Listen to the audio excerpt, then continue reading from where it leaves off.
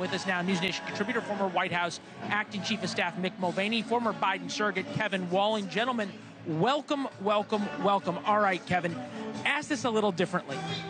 The news for Joe Biden, the walls keep closing in, right? You've got now reports that Barack Obama is saying time to reevaluate Nancy Pelosi, Hakeem Jeffries, Chuck Schumer. None of them will deny reports that they've said it's time.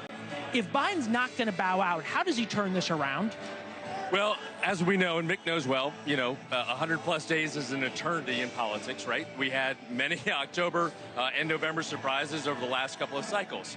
So this has been actually a great convention, speaking as a Democrat. The Republicans are fairly united from all factions of the party. We'll see if President Biden can do the same thing in just over a month in Chicago. But it's certainly a much higher problem coming out of that debate. Yeah, much bigger problem. Okay, fair enough. Ilhan Omar, I can't tell you how shameful it feels to hear all these leaks about what Democratic leaders, meaning Jeffries, Pelosi, et cetera, are saying, and not have a single one of them out there confirming or denying. It's a lack of leadership, and it's making all Democrats look bad. Whatever this mess leads to will not undo the damage that's already been inflicted. May God help us all. Mick, both from the God perspective and from trying to coalesce the Republican Party, what advice do you have for the Democrats right now? It sounds like we need all that we can get, Mick. Keep doing what you're doing. Please, do what you do for the next, 6, 8, 10, 12 weeks. I think it's absolutely fabulous. I know, in all seriousness, look, we were there in 2016. We had a candidate that we were having difficulty rallying around.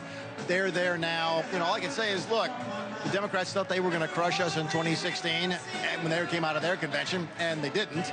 And we feel pretty good tonight. And you can't help but feel pretty good tonight. I think we should feel pretty good tonight. But the election, the British Open started today. You and I are golfers. What's the one rule about golf tournaments? You can't win on the first day, but you can lose on the first day. So you try really hard not to screw things up tonight and move into the meat of the election, which starts after the Democrat campaign. All right, Kevin.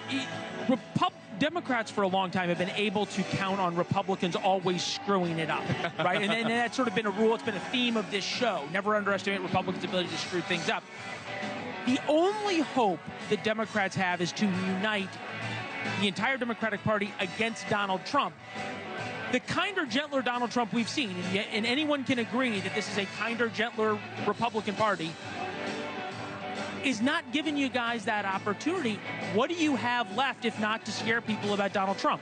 Well, it's a good question, Leland, and I'm excited to see what the former president sounds like today. It's been interesting to see him in visuals coming out when he's walked out. And Mick knows him very well. He looks like almost a changed man. He's emotional.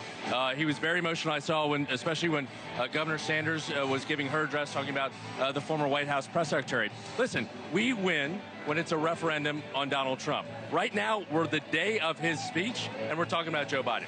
That's difficult for Democrats. We saw a record turnout in 2020, not necessarily because of Joe Biden, but because of Donald Trump. You either love him, or hate him, and that's the motivator.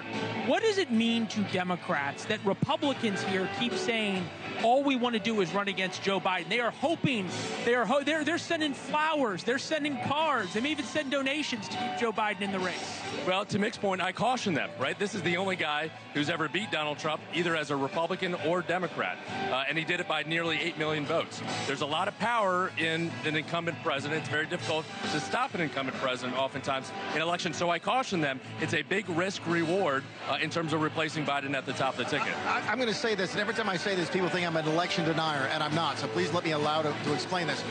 I don't think that Joe Biden beat Donald Trump.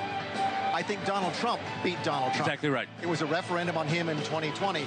If the Donald Trump you see tonight is not the type of candidate that beats himself, that's where I think you folks have got difficulty. If there's one silver lining, if it does end up being Kamala Harris at the top of the ticket, it's that it does give the Democrats a unique ability, now that President Trump has picked J.D. Vance as a vice president, to go after Republicans again and again and again on the abortion issue. I think that's the one thing they have left. If you see a kinder, gentler Trump tonight, what's left? You can't do the economy, you can't do immigration, you can't do Trump, you do abortion.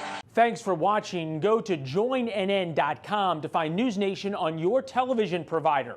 And don't forget to click the red subscribe button below to get more of NewsNation's fact-driven, unbiased coverage.